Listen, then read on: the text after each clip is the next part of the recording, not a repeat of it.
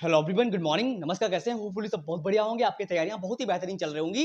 क्या आप कर रहे हैं सीटेट एग्जाम की तैयारी या फिर किसी भी टीचिंग एग्जाम की तैयारी कर रहे हैं तो इजीली आप हमसे जुड़ सकते हैं। आज की क्लास जो होने वाली है आपके लिए क्लास नंबर 16 में हम सीडीपी मॉक टेस्ट लेके आए हैं। इससे पहले जितनी भी मैंने क्लासेस दी हैं सभी में हमने मोस्ट इंपॉर्टेंट प्रीवियस क्वेश्चंस को डिस्कस किया है। अगर आपने उन वीडियोस को देखा होगा तो आपको काफी ज्यादा मात्रा में सपोर्ट मिल गया होगा। मतलब आज की क्लास जो है आपके लिए बहुत ज्यादा इंपॉर्टेंट रहने वाली है। अगर आप पहली बार आए हैं तब भी आपको क्लास बहुत अच्छी लगेगी। मतलब अगर आप किसी भी टीचिंग एग्जाम की तैयारी करें, लाइक अगर आप प्राइवेट स्कूल में पढ़ा तक रहे हैं तब भी आप हमसे जुड़ने की कोशिश कीजिए। आपके सारे डाउट्स मैं क्लियर करने की कोशिश कर रहा हूं परमानेंट। और ये जो हमारी सीडीपी की प्लेलिस्ट है यहाँ पे हम मॉक टेस्ट दे रहे हैं सारे के सारे। और इससे पहले वाली जो हमारी प्लेलिस्ट थी वहां पे हमने सारे के सारे सीरीज बाय सीरीज यानी टॉपिक बाय टॉपिक चीजों को दिया था, लेकिन यहाँ पे हम मॉक टेस्ट दे रहे हैं आपको। चलिए, होपफुली क्लास आपको बहुत अच्छी लगेगी। अगर पहली बार आए तो प्लीज यार लाइक शेयर कर देना, ताकि जब भी मैं नया वीडियो बनाऊंगा तो आपके पास नोटिफिकेशन आ जाएगा, है ना। ये कोई कहने की तो बात है नहीं। अगर आपको सेशन अच्छा लगता है तो फिर आप कर दीजिएगा, है ना। चलते भी तो सारी पीपीटी बहुत ही बेहतर तरीके से बनी हुई, सारे क्वेश्चन बहुत ही बेहतर तरीके से बने हुए हैं। होपफुली क्लास आपको बहुत बेहतर लगेगी, यानी सारे कॉन्सेप्ट को बहुत ही बढ़िया तरीके से समझेंगे। हर एक क्वेश्चन को डिटेल में समझने वाले। मतलब मेरा कहने का मतलब है कि अगर ये क्वेश्चन आपके पास आए और इससे रिलेटेड कोई दूसरा क्वेश्चन भी आएगा तब भी आप इजीली अटेम्प्ट कर पाओगे वहां पे। ये मेरे कहने का मतलब है। चलिएगा, क्वेश्चन नंबर 1 को पढ़ते हैं और समझते हैं कि हमारा क्वेश्चन नंबर 1 क्या कह रहा है। फर्स्ट क्वेश्चन को पढ़ेंगे और बहुत ही जबरदस्त क्वेश्चन है। सारे क्वेश्चन वो हैं जो प्रीवियस में बार बार रिपीट हुए हैं। मतलब मैंने आज तक अभी तक कोई भी ऐसा क्वेश्चन डिस्कस नहीं किया हुआ है जो बार बार आया ना हो। सारी पीपीटी जो बन रही है उन्हीं क्वेश्चंस की बन रही है जो प्रीवियस में बार बार रिपीट हो रहे हैं क्वेश्चंस। चलिएगा, अब क्वेश्चन नंबर 1 को पढ़ते समझते हैं कि हमारा क्वेश्चन नंबर 1 क्या लिखा हुआ है कि सीखने की अक्षमता यानी लर्निंग डिसेबिलिटी है किसी बच्चे के अंदर, यानी सीखने के प्रति कोई अक्षमता है, बच्चे के अंदर कोई विकार है जिसकी बात हो रही है यहाँ पे। अब कह रहे हैं कि अक्षमता वाले छात्रों का समावेश सुनिश्चित करने में निम्नलिखित में से कौन सा अभ्यास प्रभावी होगा। यानी ऐसे बच्चे हैं, यानी एक क्लासरूम है जहां पे ऐसे बच्चे बैठे हुए हैं जिनके अंदर कोई लर्निंग अक्षमता है, लर्निंग विकार है, यानी सीखने में कहीं पे उनको प्रॉब्लम हो रही है। तो उनके लिए आप कौन सा उपागम यूज करोगे, कौन सा ऑप्शन या कौन सी युक्ति यूज करोगे, है ना। उसकी यहाँ पे बात बोली जा रही है। तो 4 ऑप्शन को पढ़ेंगे। देखो, हम पढ़ रहे हैं बाल विकास सीडीपी, जहां पे चारों ऑप्शन कभी कभी आपको बेटर देख सकते हैं, लेकिन हमें बेस्ट के साथ जाना है ना। तो यहाँ पे देखो होता क्या है कि हम पेडोलॉजिकल पढ़ रहे हैं तो पेडोलॉजी अपने आप में इजी होती है ना। आप इजीली एलिमिनेट कर सकते हो। आप 3 गलत छोड़ लीजिएगा, सही वाला अपने आप को मिल जाएगा, है ना। तो यहाँ पे बोला गया हमारे लिए सबसे ज्यादा अच्छा कौन होगा, बच्चे को जिनके अंदर कोई विकार है उनको पढ़ाने के लिए पॉजिटिव कौन सा होगा। चलिए, ऑप्शन नंबर 1 में लिखा हुआ है कि अभिव्यक्ति के केवल सुनिश्चित करने का, क्या लिखा हुआ है, अभिव्यक्ति के केवल निश्चित तरीके की अनुमति दें। यानी केवल ही उनको, देखो केवल जहां पे दिख जाए पहली बात तो काट दो, है ना। केवल ओनली जो है अपने आप में निगेटिव है। केवल अभिव्यक्ति यानी निश्चित तरीका नहीं होना चाहिए। बच्चे जब डिफरेंट टाइप के हैं या उन क्लासरूम में जब डिफरेंट टाइप का बच्चा बैठा हुआ है, अच्छे बच्चे भी बैठे हुए हैं जिनके अंदर कोई विकार है, लर्निंग डिसेबिलिटी है, वो भी बैठे हुए हैं, तो आपको विभिन्न तरीके के लर्निंग उपागम है, टीचिंग लर्निंग मटेरियल या टीचिंग प्लान आपको बनाने पड़ेंगे अलग अलग तरीके से पढ़ाने के लिए, ताकि हर बच्चे समझ सके आपके बात को, है ना। तो निश्चित तरीका क्यों करोगे, आपको डिफरेंट टाइप से पढ़ाना, ये तो गलत हो गया।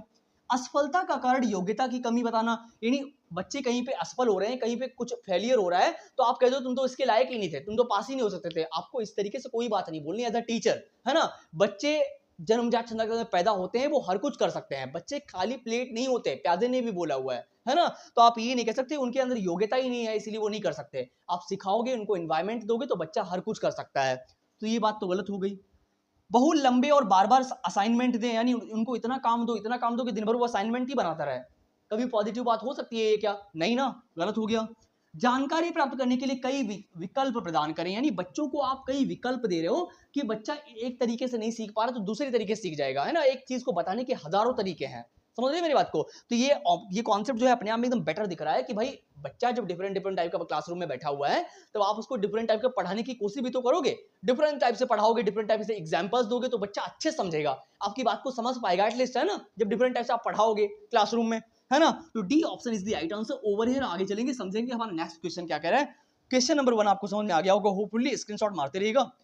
होपफुली कहते हैं ना कि नोट्स तो बनाते रहना। जब आप खुद से नोट्स बनाते हो तो वह बहुत बेटर रहता है हमारे लिए जब हम एग्जाम देने जाते हैं सेंटर पे, है ना। क्योंकि जब हम एक बार रिवाइज करके जाते हैं तो हमारा माइंडसेट ही अलग होता है, डिफरेंट टाइप का होता है, बढ़िया से हम अटेम्प्ट कर पाते हैं क्वेश्चंस को, है ना। रिवीजन बहुत जरूरी है आपके लिए। यहाँ पे आपको क्वेश्चन इजी लगेंगे लेकिन जब आप वहां पे जाओगे तो घूम जाओगे, है ना, अगर आपने प्रैक्टिस नहीं करी है। चलिए, अब क्वेश्चन नंबर 2 में क्या लिखा हुआ है कि कई अभिभावकों ने लोकप्रिय कार्टून शो चीन चैन पर प्रतिबंध लगाने की मांग की। यानी कई अभिभावक, कई पेरेंट्स जो हैं जिन्होंने कहा है कि लोकप्रिय जो कार्टून वगैरह मोबाइल में चलते हैं सोशल मीडिया पे, इनको बंद किया जाए, हमारा बच्चा डिस्ट्रैक्ट हो रहा है। यानी कई सारे पेरेंट्स ने इन चीजों पे बैन लगाने की कोशिश करी, प्रतिबंध लगाने की कोशिश करी है, क्योंकि उनके बच्चे केंद्रीय चरित्र के अनियंत्रित व्यवहार की नकल कर रहे थे।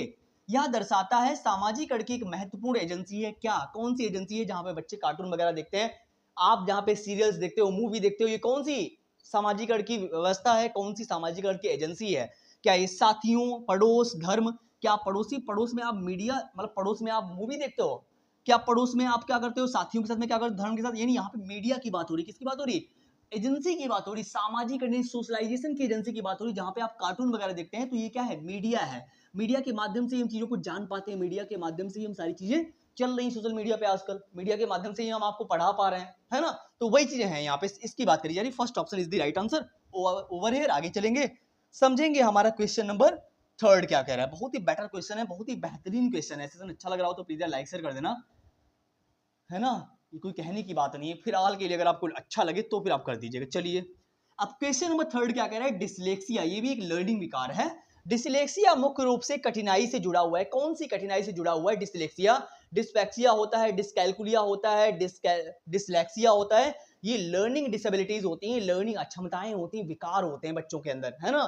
तो जो डिसलेक्सिया है वो पढ़ने से है या गायन से, सोच रहा से, चलना से? देखो इनकी कोई बात नहीं हो रही यहाँ पे। डिसलेक्सिया जो होता है वो पठन संबंधी विकार होता है। क्या होता है? पठन संबंधी विकार होता है। अगर डिस्कैलकुलिया पूछा जाए तो वो कैलकुलेशन करने से होता है। डिस्प्रैक्सिया आपके समझने सोचने पर होता है ना?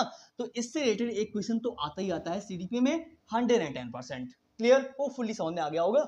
आगे चलेंगे और समझते हैं नेक्स्ट क्वेश्चन को। देखते हैं हमारा नेक्स्ट क्वेश्चन क्या करें। देखो मजाक मस्ती चलती रहेगी। कुछ लोग बोलते हैं सर यार आप तो ऐसे पढ़ाते रहते हो, ऐसे पढ़ाते रहो, कुछ बातें नहीं करते। मतलब मैं यार कह रहा हूँ कि पढ़ना ही है तो यार सही से पढ़ लो, है ना? मजाक मस्ती तो कभी भी कर लोगे, एक बार टाइम को सही से यूटिलाइज कर लो। ये टाइम बार बार नहीं आएगा आपके जीवन में, होता ना कि एक टाइम निकल जाता है तो फिर हम ये सोचते हैं यार काश कुछ कर लिए होते पहले, है? मजाक मस्ती तो कभी भी कर लोगे आप, है ना? हो सके तो यार थोड़ा सीरियस होके पढ़ो। मेरे कहने का मतलब है, आप जानते हो कि लाखों की संख्या में फॉर्म पढ़ते हैं और उसमें पास कितने होते हैं, है ना? सीटेट तो ऐसा एग्जाम है जहाँ पे एक ही बार आपको पास करना है, लाइफ टाइम वैलिडिटी है, एक ही बार पास करना केवल। और भी तो साल में 2 बार होता था, लेकिन अब तो एक ही बार होगा, है ना? चलिए, क्वेश्चन नंबर 4 में लिखा हुआ है कि विविध सांस्कृतिक पृष्ठभूमि से संबंधित छात्रों के सफल समावेश के लिए शिक्षक को निम्नलिखित में से किससे बचना चाहिए? हमसे यहाँ पे नेगेटिव पूछा गया है, नेगेटिव पॉइंट पूछा गया है कि बच्चे अगर सफल होते हैं, यानी लिखा हुआ है कि विविध सांस्कृतिक पृष्ठभूमि, यानी ऐसे बच्चे जो डिफरेंट टाइप के समाज से आए हुए हैं, जिनकी आर्थिक स्थिति ठीक नहीं है, या कुछ अमीर बच्चे हैं, यानी डिफरेंट डिफरेंट टाइप की आर्थिक स्थिति से बच्चे आया हुआ है। और लिखा हुआ है कि सफल समावेश के लिए शिक्षक को निम्नलिखित में से किससे बचना चाहिए, यानी वो सफल हो, ऐसे में कौन सा पॉइंट निगेटिव होगा, है ना? निगेटिव पॉइंट पूछा गया है। प्रत्येक छात्र को स्वीकार करें और उसका सम्मान करें। ठीक बात है, तो अपने आप में अच्छी बात है कि हर बच्चे को आप एजुकेशन देंगे और आपको सेपरेट नहीं करना। एज ए टीचर आपको सभी बच्चों को एक साथ लेके चलना है, सभी को बराबर बराबर सम्मान देना है ना? ये बात पॉजिटिव बात है। प्रमुख समूहों के अनुभवों को प्राथमिकता दें। शिक्षण की सामग्री में विविधता शामिल करें, यानी पढ़ाने का जो तरीका है उसमें विभिन्न प्रकार के उपागम यूज करते हो आप, है ना? पढ़ाने के डिफरेंट तरीके हैं आपके पास कि कोई बच्चा इस तरीके से नहीं समझ पाया तो उसको डिफरेंट टाइप का एग्जांपल देकर आप समझा रहे हो, तो ये भी बात एकदम पॉजिटिव बात है। कक्षा में सांस्कृतिक संवेदनशीलता का अभ्यास कराएं। बिल्कुल सही बात है कि आपको टीचर जो है बच्चों के अकॉर्डिंग जो है संवेदनशील है, कि बच्चे का आकलन करे और बच्चे को कहाँ पे समझ में नहीं आ रहा है उसके अकॉर्डिंग उसको पढ़ाने की कोशिश करे, है ना? तो पॉजिटिव बात है। हमारे पास एक ही नेगेटिव है, लिखा हुआ है कि प्रमुख समूहों के अनुभवों को प्राथमिकता दें, यानी ऐसे बच्चे जो कोई अमीर घर से आया हुआ है या प्रमुख समूह है, यानी कोई स्पेसिफिक बच्चे हैं जिनको आप प्राथमिकता देते हो, उन्हीं को प्रायोरिटी देते हो, उन्हीं से क्वेश्चन पूछते हो, उन्हीं का होमवर्क चेक करते हो, ऐसा क्या आपके लिए सही है? ये बात एकदम गलत है। टीचर के लिए तो बिल्कुल गलत है कि आपको प्रमुख जो स्पेशल बच्चे हैं उन्हीं को केवल आपको इंपॉर्टेंस नहीं देनी, आपको सारे बच्चों को साथ में लेके चलना है ना? तो ऑप्शन नंबर जो बी है is the right answer over here. आगे चलेंगे, समझेंगे हमारा क्वेश्चन नंबर 5 क्या कह रहा है। देखते हैं कि क्वेश्चन नंबर 5 में क्या बात करी जा रही है। समावेशन का क्या अर्थ है? चलो, समावेशी शिक्षा तो आप जानते हैं कि उसका मतलब होता है कि सारे लोगों को एक साथ लेके चलना होता है। आपको किसी भी प्रकार का किसी में भेदभाव नहीं करना, बच्चे चाहे किसी भी वर्ग से आए हों। चलिए बताइए आंसर इसका फटाक से क्या होगा।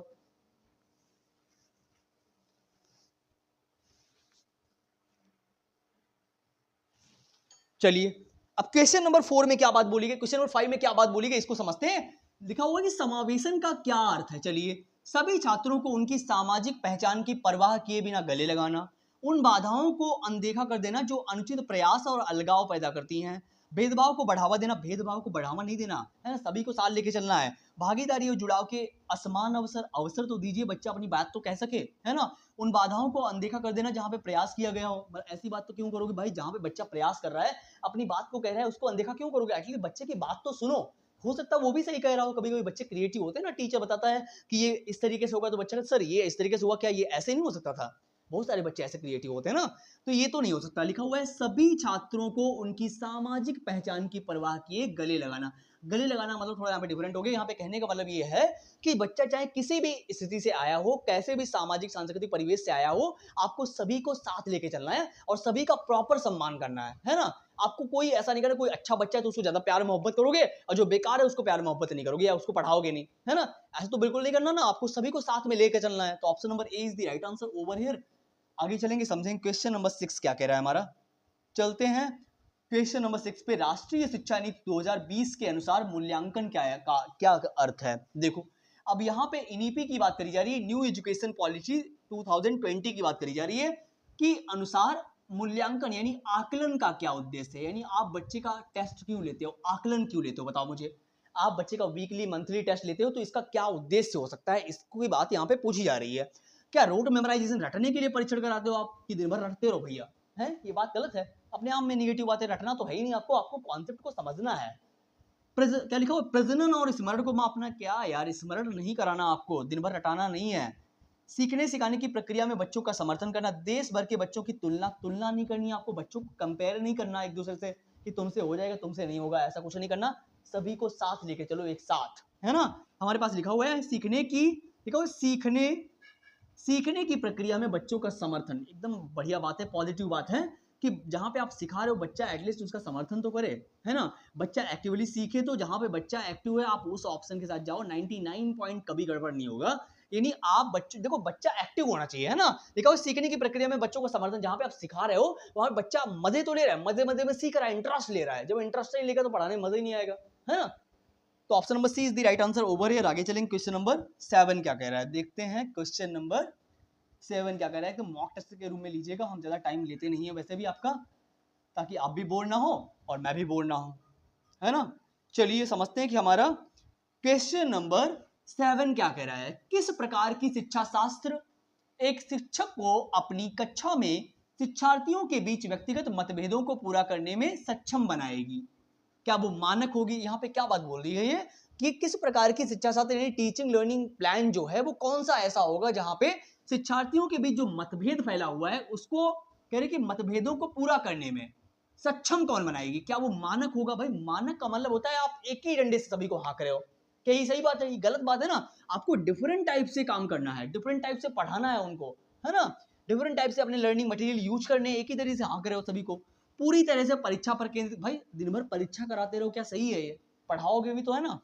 पूरी तरह से पाठ्य पुस्तकों पर, केवल पुस्तकों पर ही, केवल पुस्तकों पर, गलत बात है ना।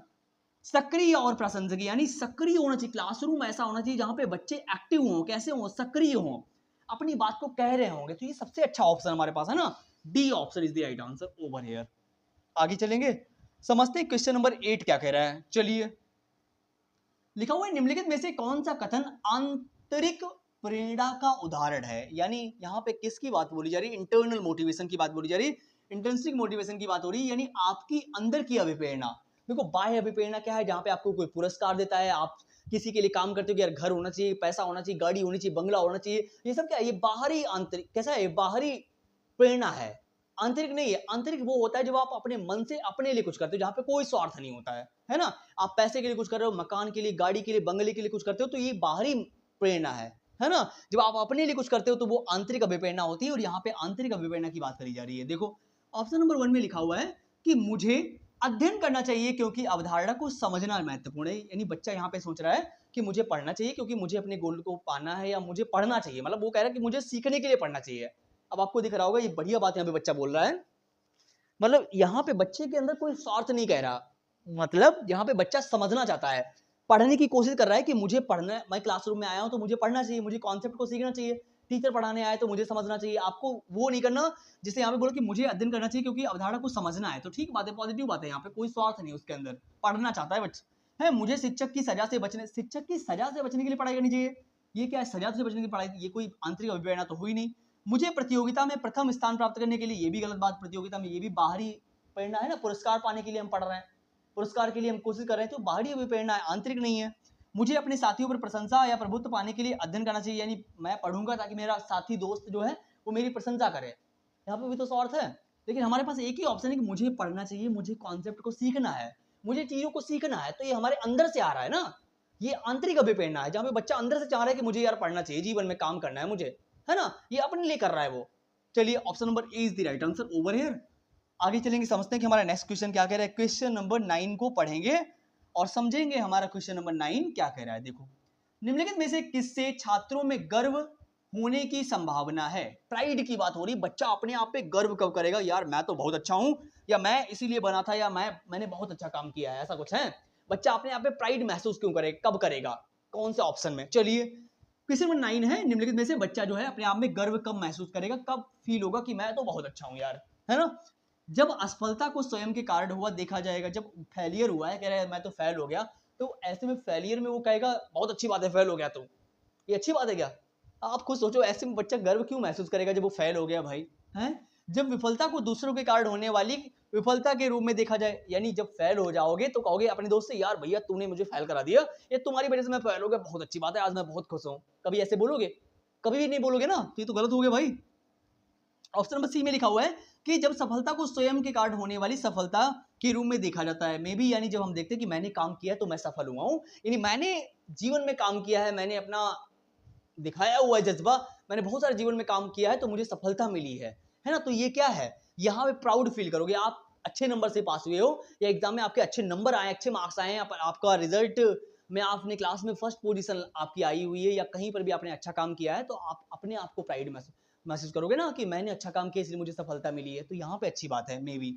आगे देखने क्या लिखा हो, जब सफलता को दूसरों के कारण होने वाली सफलता के रूप में, दूसरों से जो आपने आपको मिला हुआ है तब आप प्राइड महसूस करोगे, यानी जब दूसरों की वजह से आप सक्सेस हुए हो तब उतना अपने आप को महसूस करोगे क्या? अच्छा नहीं ना। जब खुद की मेहनत पे आप काम करते हो, जब आपको परिश्रम का फल मिलता है, तब आपको लगता है यार मैंने बहुत अच्छा किया है, तो मुझे प्राइड है अपने आप पे, मुझे गर्व है अपने आप पे कि मैंने ऐसे किया हुआ है ना।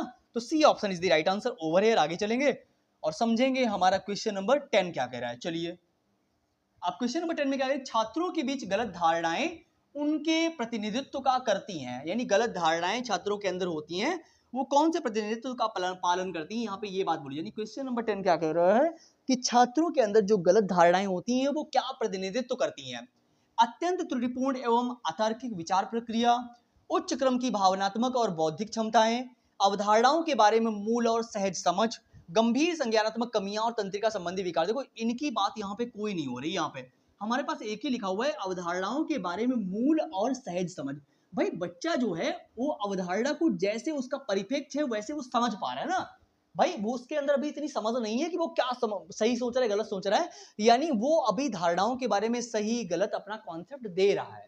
समझ पा रहा है आप? तो यही बात हमारे पास एकदम पॉजिटिव है, C option is the right answer over. ये सारे के सारे ऑफिशियल आंसर की है, मैं अपने पास से कुछ भी नहीं बता रहा हूं। अगर आपको ऐसा कुछ लग रहा हो, देखो ये क्वेश्चन अगर आप प्रैक्टिस कर रहे हो तो वहां पे जब आप जाओगे तो अपने आप इजीली कर पाओगे, है ना? क्योंकि तुरंत ऑप्शनल क्वेश्चन हमें तुरंत याद आ जाता है कि मैंने यार पढ़ा हुआ है ये, है ना? जब भी आपके सामने ये ऑप्शन आएगा आप तुरंत समझ जाओगे। सीटेट तो ऐसा एग्जाम है जहाँ पे 100 टाइम क्वेश्चन रिपीट होते हैं, बार बार प्रीवियस सॉल्व कर लो इजीली पास हो जाओगे, है ना? लाने कितने 82 मार्क्स लाने पास होने के लिए आपको, अगर जनरल से तो आपको 90 मार्क्स लाने हैं। चलिए क्वेश्चन नंबर 11 में लिखा हुआ है किसी लक्ष्य को प्राप्त करने की चरण दर चरण को जाता है, यानी अगर आपका कोई गोल है, कोई लक्ष्य है कि मुझे उस लक्ष्य तक पहुंचना है, या मुझे इस जॉब को पाना है, या मुझे सीटेट क्रॉस करना है, सीटेट पास करना ही है इस बार, मतलब इस दिसंबर में मुझे सीटेट पास करना ही करना है, तो उस पैटर्न को, उस प्रक्रिया को आपने टुकड़ों में बांट रखा है। यानी पहले मैं सीडीपी पढ़ूंगा, फिर मैं हिंदी पढ़ूंगा, फिर मैं साइंस पढ़ूंगा, है ना? ऐसे ऐसे करके आपने टुकड़ों में बांट दिया। पहली बात तो एक कॉन्सेप्ट को अगर आप टुकड़ों में बांट रहे हो तो उस प्रक्रिया को चकिंग बोलते हैं। क्या बोलते हैं? चकिंग। ये भी कभी कभी ऑप्शन आता है, लेकिन यहाँ पे ये ऑप्शन ही नहीं है। तो ये क्या होता है, जैसे मान लीजिए अगर आपने फेसबुक पर या यूट्यूब पर कोई अकाउंट बनाया, कोई इंस्टाग्राम पे अकाउंट बनाया हुआ है, तो इसका एक एल्गोरिज्म है। क्या है? एल्गोरिज्म। हर चीज का अपना अपना एल्गोरिज्म है कि पहले आपको आईडी बनानी पड़ेगी, फिर ये करना पड़ेगा, फिर वो डिटेल भरनी पड़ेगी। तो ये सब क्या है? एल्गोरिज्म है। क्या है? एल्गोरिज्म है। चरण दर को कहा जाता है algorithm. Option number A is the right answer over here. आगे चलेंगे और समझेंगे हमारा क्वेश्चन नंबर 12 क्या कह रहे हैं। सेकंड लास्ट क्वेश्चन है ओवरऑल। आज कुछ 13 क्वेश्चन ही डिस्कस कर रहे हैं। ताकि आपको सारी क्लास अच्छे समझ में आ जाए। चलिए क्वेश्चन नंबर 13 को पढ़ेंगे और समझेंगे हमारा क्वेश्चन नंबर 13 क्या कह रहा है। देखो सॉरी 12 क्या कह रहा है, विशिष्ट जानकारी की याद के आधार पर प्रश्नों का उत्तर देने के बाद, यानी स्पेसिफिक नॉलेज यानी विशिष्ट जानकारी की याद के आधार पर, यानी आपको अच्छा खासा नॉलेज है उसके अकॉर्डिंग आप प्रश्नों का उत्तर दे रहे हो। मतलब यहाँ पे क्या बात बोली जा रही है कि एक बंदा है जिसको अच्छा खासा स्पेसिफिक विशिष्ट नॉलेज है, उसके आधार पे वो उत्तर दे रहा है। आगे क्या लिखा हुआ है, छात्र इस बात पर विचार कर रहा है कि किन संकेतों ने उसकी मदद की। अब भाई पहले तो वो जवाब दे रहा है बच्चा, फिर उसके बाद में वो संकेत जानने की कोशिश कर रहा है कि किन संकेतों ने उसकी मदद करी है, कहां पे उसको मदद मिली है, किन संकेतों के कारण। ऐसा करने से विद्यार्थियों का विकास होता है, यानी ऐसा करने से विकास की कौन सी प्रक्रिया में डेवलपमेंट, ये बच्चे का कहां पे विकास होता है। ऐसे में जब बच्चा अपनी समझ के अकॉर्डिंग, अपनी जानकारी के अकॉर्डिंग आंसर दे रहा है और चेक कर रहा है कि मेरे जो पॉइंट है उन्होंने वो पॉइंट जो है कहां कहां पे सही बैठ रहे हैं, है ना। तो यहाँ पे बच्चा क्या कर रहा है, परासंज्ञान, अपने संज्ञान को चेक करने की कोशिश कर रहा है कि मैं कितना पानी में हूं ना। परासंज्ञान क्या है, परासंज्ञान है। ये तो इनकी कोई बात हो नहीं रही यहाँ पे। B option is the right answer. Over here आगे चलेंगे, समझेंगे हमारा क्वेश्चन नंबर 13 क्या कह रहा है। चलिए क्वेश्चन नंबर 13 को पढ़ते हैं और समझते हैं कि हमारा क्वेश्चन नंबर 13 क्या कह रहा है। देखो क्वेश्चन नंबर 13 में लिखा हुआ है, छात्रों को एक नई अवधारणा पढ़ाते समय एक शिक्षक को निम्नलिखित में से किससे बचना चाहिए। अब यहाँ पे हमसे नेगेटिव पॉइंट पूछा गया है कि टीचर क्लासरूम में बच्चे को पढ़ा रहा है, उनको किस चीज से बचना चाहिए, मतलब कौन सी चीज से बचना चाहिए, क्या नहीं करना चाहिए जब क्लासरूम में टीचर पढ़ा रहा होता है। चलिए ऑप्शन नंबर 1 में लिखा हुआ है कि उन्हें दिए गए उदाहरणों में सामान्य गुण खोजने के लिए कहें, अवधारणाओं से संबंधित गैर उदाहरण प्रस्तुत करें। भाई उदाहरण तो दोगे, सब हर प्रकार का उदाहरण दोगे, बच्चे को समझाने की कोशिश करोगे, ठीक बात है। और उन्हें दिए गए उदाहरणों में सामान्य गुण खोजने के लिए, ये भी बात ठीक है, उदाहरणों में उनको और एग्जांपल दे के समझाएं, बढ़िया तरीके से समझाएं ताकि बच्चा और एग्जांपल के थ्रू समझ पाए, है ना। नई सामग्री को पिछले ज्ञान से जोड़ें, ठीक है भाई, नई कोई पुरानी आपके पास इंफॉर्मेशन है, जब आप कोई नई इंफॉर्मेशन बिल्ड करते हो तो उसी नॉलेज के अकॉर्डिंग तो होती है। हमको पहले से कोई ज्ञान है, पहले से कुछ पता है, तो उसी के अकॉर्डिंग हम नया ज्ञान बिल्ड करते हैं ना। तो ऑप्शन नंबर डी भी इज द राइट आंसर। लेकिन यहाँ पे बोला गया है कि पहले जटिल अवधारणाओं को प्रस्तुत करो और फिर सरल को प्रस्तुत करो। पहले ये बताओ, चैप्टर आप स्टार्ट करने जा रहे हो टीचर, तो पहले आप सरल सरल चीजों को बताओगे, पहले आप मुद्दे पे ले तो जाओगे बच्चे को, है ना, कि आज हम ये डिस्कस करेंगे। पहले मान लीजिए आपने इतना भौकाल बना दिया कि भैया ये पढ़ने वाले हैं, कठिन चीजों को, जटिल यानी कॉम्प्लेक्स चीजों को पहले आपने बता दिया, तो बच्चा वहां पे हतोत्साहित हो जाएगा, यार पता नहीं समझ पाऊंगा कि नहीं, है ना। पहले आप लेवल बढ़ाते चले जाओ, मैंने छोटी छोटी चीजों को बताते फिर आप बड़ी चीजों को बताते हुए ले चले जाओ, है ना। ऐसा होता तो आप क्लास नर्सरी में ही मोटी मोटी किताबें पढ़ रहे होते ना, अगर आप पहले कॉम्प्लेक्स पढ़ते बाद में सरल पढ़ते, है ना। आपका लेवल बढ़ रहा है धीरे धीरे, पहले आप छोटे होते हो फिर बड़े होते हो फिर बड़े होते हो, है ना, समझ रहे ना। तो option number C is the right answer. जो गलत है वही सही, क्योंकि पूछा ही हमसे गलत गया है। चलिए होपफुली सारे क्वेश्चंस आपको बहुत ही बेहतर तरीके से समझ में आए होंगे मुझे लग रहा है, और कहीं पर भी अगर आपको डाउट रह गया तो मुझे कमेंट करिएगा, हम नेक्स्ट वीडियो जरूर आपके कमेंट के अकॉर्डिंग ही प्लान करेंगे 110%। ओवरऑल 13 में कितने आपने सही किए वो आप मुझे जरूर बता दीजिए कमेंट में, ताकि मुझे भी थोड़ा सा अच्छा लगेगा कि आपने आउट ऑफ 13 कितने सही किए। सेशन अच्छा लगा हो तो प्लीज लाइक शेयर कर देना, क्योंकि थोड़ा सा मेरा मोटिवेशन बढ़ जाएगा जब आपको अच्छा लगता है वीडियो, है ना। चलिए कमेंट तो कर ही देंगे अगर आपको सेशन अच्छा ना लगा हो, कहीं पर भी डाउट आओ, कहीं कोई कमेंट यानी किसी भी क्वेश्चन में कुछ लग रहा हो तो आप तुरंत कमेंट करिएगा, हम आपके सारे डाउट्स को कोशिश करेंगे सॉल्व करने की। मिलते फिर एक नई वीडियो में नई आसार और मित्रता में। Thank you so much for coming, thank you so much. पढ़ते रहिए मजेदार तरीके से, अपनी तैयारी को एकदम बेहतर करते रहिए, टाइम वेस्ट बिल्कुल मत करिएगा। चलिएगा मिलते हैं फिर।